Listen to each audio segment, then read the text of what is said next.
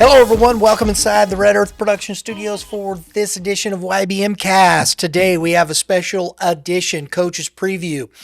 We have on the line with us head coach from Eureka High School, the Wildcats. Coach, I'm gonna do this. I should have asked you before we started, but it is Droege.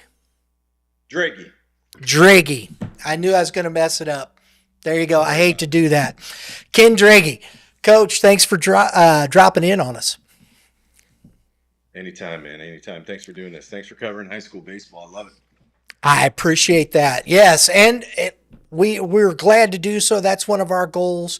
We want to be the most comprehensive baseball talk in the Midwest. So if you like what we're doing, please, folks, hit the like button down there. Helps the algorithm. Hit the subscribe if you want to. We appreciate it. You can hit that dinger next to it. It's not a home run, but it gets you notifications for upcoming episodes such as this, as we have Coach Droege joining us on our Prime Sports Midwest call-in link today to talk about Eureka baseball. And not to mention, we're going to be at their house. Big game, I believe April 8th, 9th, one of those two. It's on the website. You can go check it out. We're going to be at their house. Lafayette's coming. That's always a big game with you and Lafayette, isn't it? Yeah, it's always a big game. You know, they're a few miles up the road from us, and you know, it's just both are really good teams typically, and it's a battle every time. It's a battle. I have a little understanding of that. I had two nephews that played at Lafayette High School, so I'm aware of the rivalry and whatnot. I have no dog in the fight. It's not me. They did, but I am aware of it, and that's one of the reasons why we want to get this one on the schedule this year, because I always like it's good baseball. And let's get into it, Coach. You guys were 7-5 in conference, 24-12-1. This was your third straight year with 20-plus wins. And you guys, in 2023, you had 32 wins. You had a fourth-place finish in 2015, and you've had a lot of success over the past few years. What do you think it's going to take? You got, I think, a squad here with a lot of talent. What's going to take to get it over the hump? We got to come together as a group. Anytime you see teams that go on good runs and advance, they play well together, and they have a system that they play, and they execute things well. And I think you saw that with some squads last year, like a Lafayette, that advanced pretty far. And we're doing things right now to help prepare for that. You've got some dudes coming back. I always like to start with pitching because I think that, especially in high school baseball, if you've got depth with arms, that's going to take you a long way. You've got a pretty good wealth there. Ralph Giannino had 43 1/3 innings, a $1.29 ERA. He was 6-0. I always love this stat. Opponent batting average, a $1.72. Talk about Ralph as he's coming back this year, Coach. Ralph's a big physical kid, good off-speed stuff, just doesn't have anything that, he's going to be mid-80s type kid, but he's a big physical kid that can fill his zone up and competes. His compete is very elite, and as a senior, if he makes that senior jump, it ought to be another special year for him. But he's not the only one. Ralphie's our stronghold on the staff, though. We're going to go off of him. You've got a couple of juniors, Dane Grice, is that correct? Mm-hmm. And Grice, then yes. Grice, excuse me, Dane Grice. Sorry, Dane, don't mean to butcher your name, buddy. And then Jackson Joggerst, a couple of dudes. innings. Joggers, we've heard that name quite a bit. Super talented kid. Talk about those two guys. Dane Dane's really, both are big, tall kids on the mound. Jackson's righty, Dane's on the left side, and both have very high ceilings in this game and compete really well. They both have great stuff and fill the zone. Um, we talk about Jackson a lot just because he's just such a consistent athlete, whether it's basketball right now that he's in or when we get him in the springtime, he's very consistent with his approach, with his execution of things in big moments. Um, that takes any athlete at any level uh, to another level of compete when you can consistently go out there and do your job night in and night out. It's when you get the kids that aren't as consistent that's tougher to coach. So we can really put Jackson in some positions to be successful. It makes our job a little bit easier, and it helps that you're 6'6" and can throw upper 80s, and that's a great slider. Yes, it does, doesn't it? One of the things that I looked at when I was looking through this, Coach, is your guys don't walk a lot of put people on base, not a lot of free bases. The ERAs are down, which and then there was a few other names. Holt Giello, I believe is the way it's pronounced, or Gilo. Is that correct? That it's Gilo, and Gilo. Gilo is not a part of our program at this moment. Okay. All right. Sorry. We'll move on for that. Tyler Hall. Tyler Hall's a senior coming back, lefty. Um, he had an okay junior year. We're looking for a big jump out of him his senior year, and what his role platoons into is going to be up to him, and how he gets up there and performs on the mound. So our hope is that he can get up there and eat a lot more innings than he did as a junior. Yeah, because he had 10 innings pitched there. Some of these names I'm going to be butchering, so you're going to have to help me on That's this. okay. I'll correct you. It's no big deal. It's Well, no big deal. And if you want, I can go down our pitching. I know. yeah, please go ahead. You talked about Dane a little bit. Like I said, he's a big, tall lefty. I think his potential in this game is extremely high. His work ethic's fantastic. His drive is fantastic.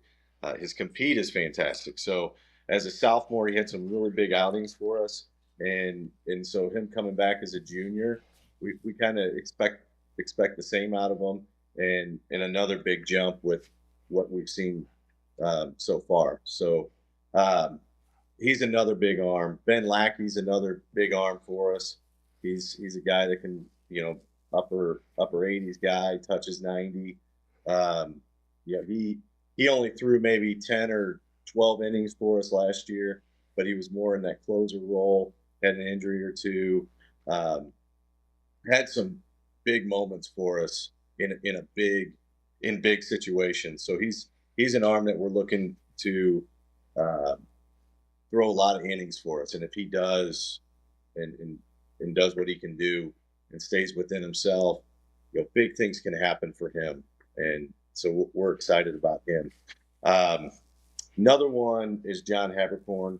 Uh, we think John Havercorn's going to be really good. So we're going to see where he's at. I know where he's at right now. He's another upper 80s, touches 90. Um, Big, strong, physical kid. Um, the athletes these days, man. They're incredible. Our size is incredible on the mound. It's very unique. So we feel like we have five arms that are really good, but um, that depth, goes away pretty quick as you go through a season sometimes. So right now, all is looking great. The optimism's high at the beginning of the year. Um, we're looking to go out there game at a time, pitch at a time to see where these kids are at and develop our system and get better at it and compete at a high level and play that hard seven every day. So that's really all. That's our starting arms right there. I think it's impressive, and experience matters. Experience matters a lot, and you got these kids gain some experience. And like you said, how does that growth? How do they take that into the field? Talk to us a little bit about your defense.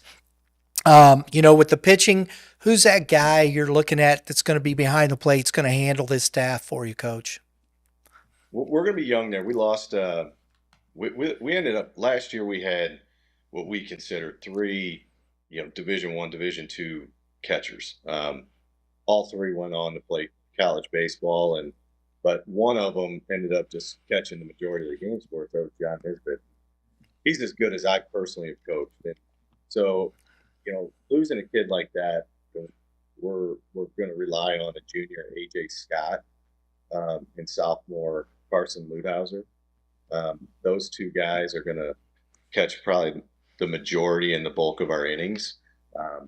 Who wins that out is yet to be determined, but they're both exciting kids to watch, exciting players to watch, and have youth on their side. So even though we lose a John Nisbet, we're pretty confident that we're not going to be losing too much behind the dish. It's it's a tough one when you have high level arms, and it takes a high level catcher to work with these kind of pitchers and get to know them, what the pitches do, and talk to us about those types of things. And what do you expect when you put a younger guy behind the plate that way? Well, there's always a learning curve, number one. But how they handle these arms, another guy that, not to jump back from on our pitching, but another senior kid that we hope that is going to eat a lot of innings for us, that makes a big jump from his junior year, is Michael Seibels. He's got a lot of really good stuff and has shown a lot of really good stuff this far. But guys like that are going to need a great catcher that handles them well. So those two guys have to learn our arms and get to know their arms and be able to help them make adjustments throughout an at bat, an inning, a game.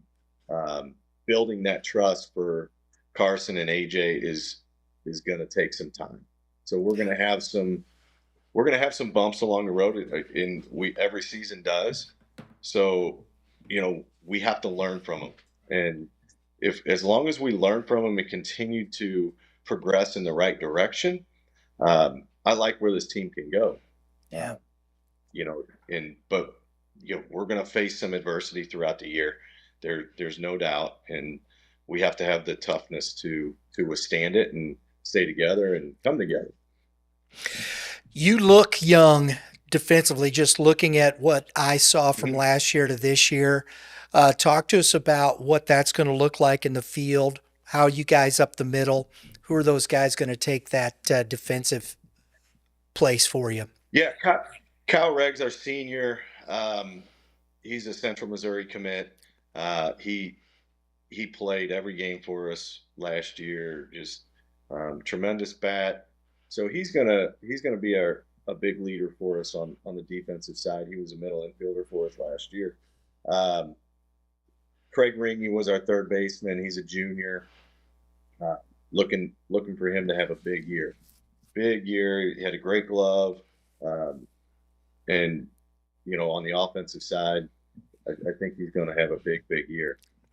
But so he's at third more than likely. What's up in the air is we got first base that's open. I mean, we lost a shortstop.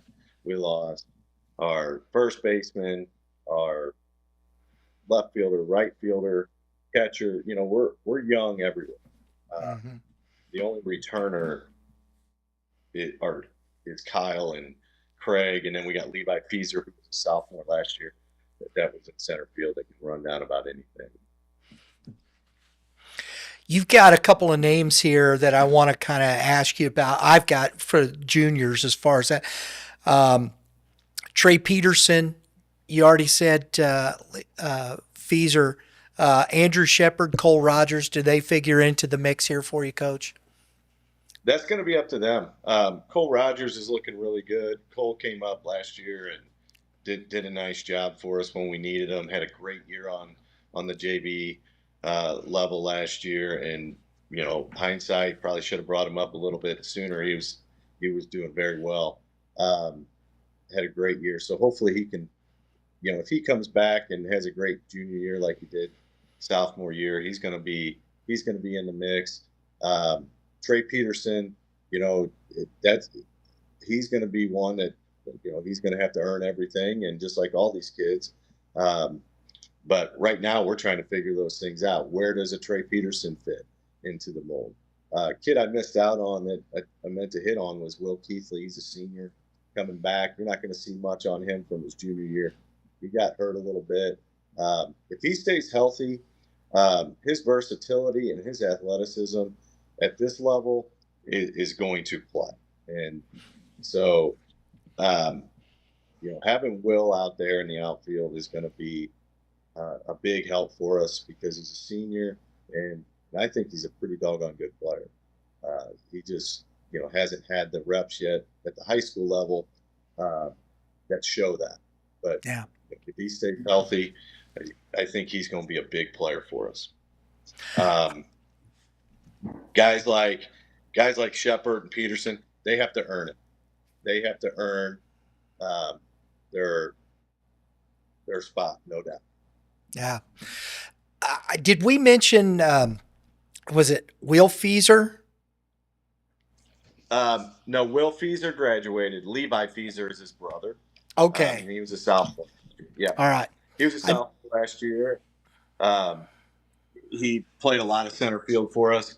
He started on JV and then we moved him up, and man, he was fantastic defensively. Looking to have a big jump for him offensively too. Okay. All right. I appreciate that. See, because this is the fun thing for me is we haven't seen a lot of your team. And so for me, this is great information. I love this part of it. And I think one of the interesting things about your team, Coach, is you've got on the one side, you're bringing back a lot of guys that really pitched for you last year. Mm-hmm. You've got more experience on the pitching side. Balancing that and bringing along your defensive side, the offensive side with all these young guys, it's going to be a bit of a work in progress through the first part of the season, isn't it? That's the great thing about high school ball right now. I mean, we're going to play 35, 36 games and before district play, so we're going to have plenty of innings to figure this thing out, and we're in no rush. So we're gonna be able to play a bunch of different guys. Guys are going to have to be committed to maybe playing some positions that they're not typically used to playing, but they're ball players. We have a bunch of ball players that are versatile, that are tough, athletic. I'm excited about the group. I think every coach is excited about their group this time of year. Yeah. But the beautiful thing about this group is there's so many unknowns. So they have an opportunity to go out there and really earn their stripes and earn everything that they get, and really piece this thing together as we get through a season. That's the beautiful thing. On the flip side, that inexperience, sometimes there's some growing pains with that.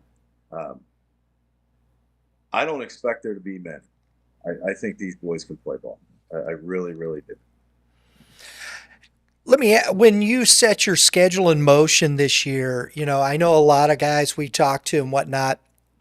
Do you use the first couple of weeks as kind of a spring training, in those last couple of weeks in March after tryouts, you get going, that first part of the season? What are some of the tournaments you're going to play in? What is your the beginning of your season look like for you, Coach?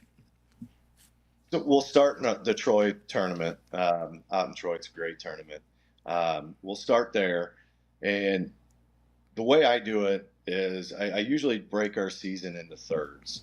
So the first third is we're going to see where everybody's at and what they can do, how they play under pressure, who your guys are. Then we're starting to piece that second, third. We're really honing in who our guys are, and then that last third we're rocking, and we're getting ready to get into district play and play good baseball. Now, you guys, talking about district play and whatnot, it's kind of interesting because you guys are in the St. Louis Suburban Yellow Conference, which is it's a tough conference. Period. I mean, up and down the lineup there. How does that set you in motion? You guys play everybody twice, correct? Yeah, it's a home and home, and so it's great. It really allows us to coach at a high level and to make adjustments from one game to the next against some really good teams. So that Yellow Conference. I mean, everybody is good. I mean, you have a Rockwood Summit who's really good. Lafayette's really good. Marquette's really good. I think Parkway West is in there again, and they're really good. Lindbergh's really good. I mean, you don't have a series where you can take it off or anything like that. But that's what prepares us. Being able to play against very good opponents at a high level prepares us for that district play. And for us in our program, that's where we're at. We're in a position that we have to be playing our best baseball, that going into districts and win one game at a time. We're not looking ahead. We don't have that luxury. Our past success as a program, even though we've won a lot of games, that postseason success hasn't been there at the consistency that we feel it can. Right. And that's the thing. You guys have put together a lot of wins over the last couple of years. And what is it, about your program? You guys have built a culture there that, you're putting together win after win after win, winning seasons, I should say. When you're talking about your program, Coach, what are the things that you do to help build that culture and keep that consistency there? Well, it's discipline, number one, to the things that we do and the work that we put in. And our kids are very bought in. And it makes my position special in the sense that we have 80 kids that come to our workouts right now that are focused and determined to get better and to be a part of this thing. So that pushes us as coaches. But then it's really it's relentless focus on the fundamentals. I mean, it really, really is. That's where we pride ourselves, and that's what we do daily. And we feel and we know, I mean, through our success, that if we can do those fundamental things well, consistently, we're going to win a lot of games. And with our pitching the way it is, and as long as that stays healthy, we ought to be in every game. Now, whether we win them or not, there's a lot of determining factors there. But we should be a highly competitive team. Yeah. Offensively, that brings us to our last point. And, the pitching depth, those things are there, the youth of the team. Offensively, what are you guys going to have to do, and how are you putting together your offense that way to, put those runs on the board that's going to get you? And with your pitching, it doesn't seem like you're going to have to score a lot of runs. It's high school ball. You never know what you're going to have to do. So, but our pitching is going to keep us in the games typically. Those kids can pitch it and throw it well. Offensively, we're trying to figure that out right now. We don't know where everybody's at yet. We're inside, so we got a lot of unknowns, a lot of unprovens, and a lot of guys that need to step up and have big years. That's the way it goes, right? Yes, sir. Coach, last thing here, when we're looking at high school baseball and those types of, these young athletes and whatnot, you as a coach, what is one of the goals that you set for yourself in helping these kids as you progress through a season? At the end of the day, we want them leaving our program better young men and better human beings, and that are prepared to be successful in the world. And that's success in itself. And that's it.